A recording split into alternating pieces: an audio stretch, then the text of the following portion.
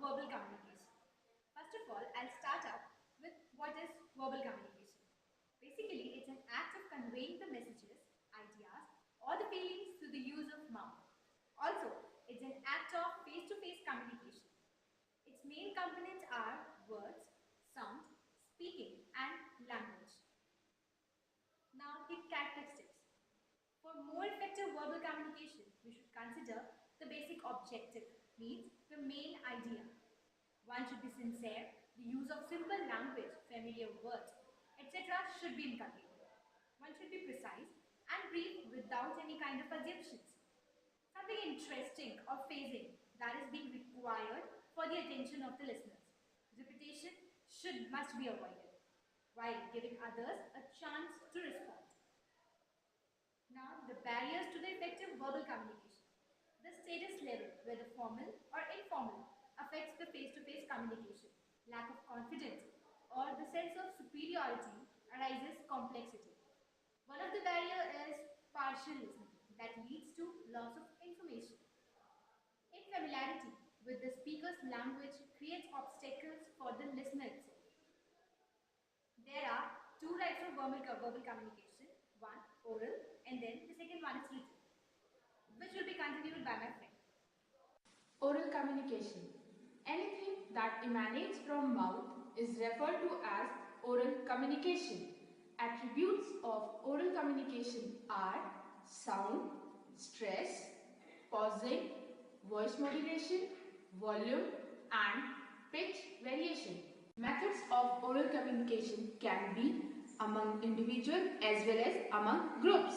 Among individual, it can be in the form of face-to-face conversation, telephonic conversation, interviews, or grapevine. And among group, it can be in the form of negotiation, meeting, speech, lectures, conference, presentation, or workshops. Advantages of oral communication are immediate feedback, time saving, effective tool of communication, effective tool of persuasion, only way out during an emergency.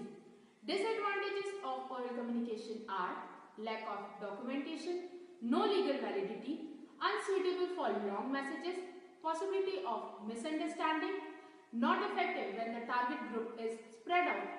Now, Disha will continue. Now, I would like to continue with the written communications. True ease in writing comes from art, not by chance. Means, for one having a good communication skill should have vocabulary, grammar, good clarity of language, precision, styles, which acquires a great significance in one life and also in business organizations. Writing symbols and signs are used to communicate one's informations. Now, there are some various methods by which written communication can be conveyed. That is by letters, circulars, reports, handbooks, forms, etc. Now, I would like to continue with advantages and disadvantages of written communications. They permit revisions and substitutions and have permanent in nature. It is suitable for distance communications and also provides image building. Some of the disadvantages of written communications, they have a lot of paperwork and also time consuming. No immediate clarifications can be done and also it is limited to literary section of the audience. Thank you.